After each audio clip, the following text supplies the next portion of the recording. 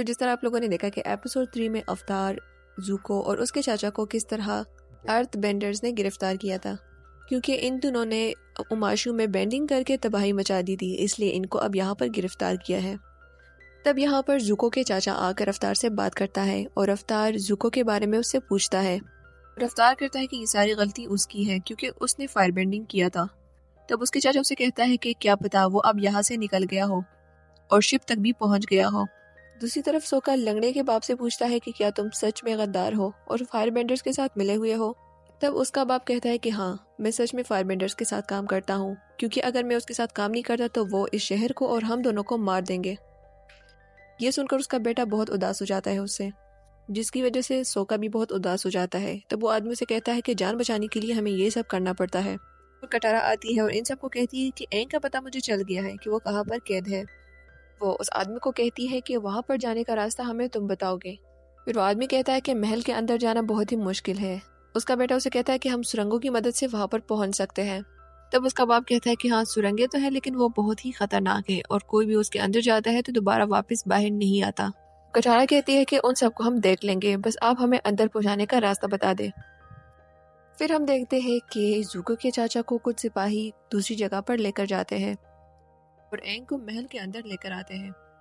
اس کو اس محل کے بادشاہ کے پاس پیش کرتے ہیں اور اس کے سپاہی کہتے ہیں کہ ان لوگوں نے ہمارے شہر میں بہت تباہی مچائی ہے، وہاں پر لوگوں کو تنگ کر رہا تھا اور ایئر بینڈنگ کر رہا تھا۔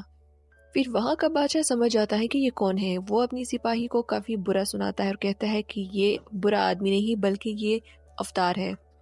یہاں پر ہمیں یہ پتا چلتا ہے کہ وہ افطار کا بہت پرانا دوست ہے اور افطار کو یہاں پر یاد آ جاتا ہے کہ یہ اس کا بچپن کا دوست ہے۔ وہ بہت خوش ہو جاتا ہے اور وہ اینگ کو دعوت میں بلاتا ہے۔ پھر دوسرے سین میں ہم دیکھتے ہیں کہ اماشو کے سپاہی راستے میں جا رہے ہوتے ہیں۔ وہاں پر زوکو آ کر ایک سپاہی کو مار دیتا ہے اور اس کا یونیفارم خود پہن لیتا ہے۔ اپنے چاچا کو ڈھونڈنے کے لیے اس جیل میں آ جاتا ہے، لیکن وہ دیکھتا ہے کہ اس کا چاچا وہاں پر موجود نہیں ہوتا، کیونکہ وہاں کے سپاہیوں نے اس کے چاچا کو دوسری طرف شفٹ کیا ہوتا ہے۔ پھر ہم اینگ اور اس کے دوست کو دیکھتے ہیں جو کہ دعوت میں بیٹھ کر ایک دوسرے کے ساتھ باتیں کر رہے ہوتے ہیں۔ تو میں اس کا دوست غصے میں آ جاتا ہے۔ وہ افطار سے پوچھتا ہے کہ تم ان 100 سالوں میں کہاں تھے اور ان 100 سالوں میں ہمارا کتنا نقصان ہوا اور کتنے لوگوں کی جان چلی گئی ہے۔ تب افطار ان کو کہتا ہے کہ میں لوگوں کی امید دوبارہ جگاؤں گا اور میں دنیا کی مدد ضرور کروں گا۔ دوسری طرف کٹارا اور سوکا اسی سرنگوں میں آ جاتے ہیں اور وہاں پر کچھ لوگوں سے ملتے ہیں جو کہ گانا گا رہے ہوتے ہیں اور ناچ رہے ہوتے ہیں۔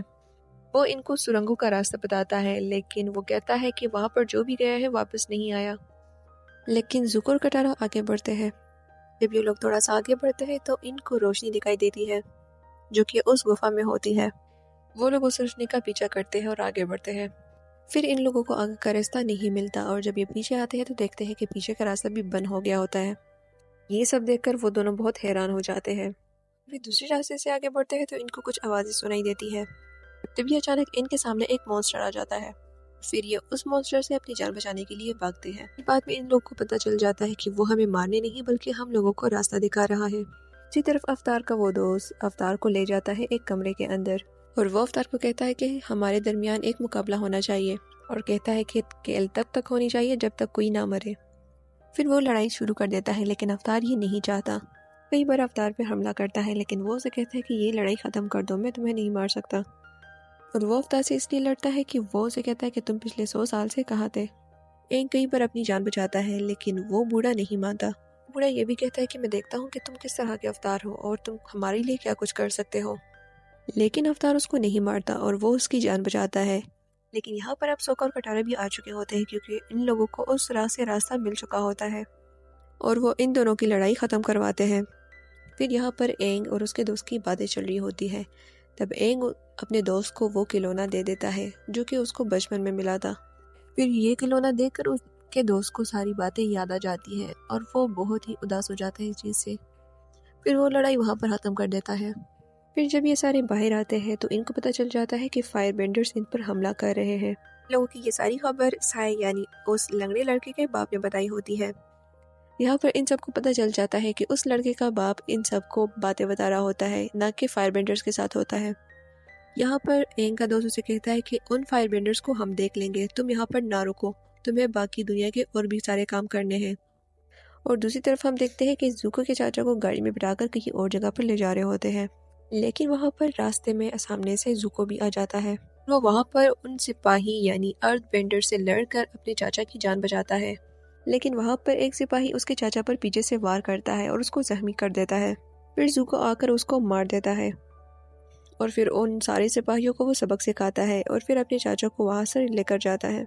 پھر وہ دونوں ایک کشتی میں بیٹھ کر آگے بڑھتے ہیں۔ پھر وہاں پر زوکو افطار یعنی ان کو اسکائی بیسن پر بیٹھ کر دیکھ لیتا ہے، لیکن وہ وہاں پر کچھ بھی نہیں کہتا کیونکہ وہ سوچتا ہے کہ اس کے چاچا کی طبیعت بہت خراب ہے، اس لیے وہ وہاں پر چپ کر جاتا ہے اور اس کو کہتا ہے کہ ہمیں واپس اپنے بورڈ پہ چلے جانا چاہیے۔ تو یہاں پر یہ ایپیسوڈ اینڈ ہو جاتا ہے۔ تو مجھے ضرور بتائیں کامنٹ سیکشن میں کہ آپ لوگ کو یہ ایپیسوڈ کیسا لگا، اینڈ نیکسٹ ایپیسوڈ دیکھنے کے لیے ہمارے چینل پر وزٹ کریں اینڈ ہمارے چینل کو ضرور سبسکرائب کریں۔ Thanks for watching.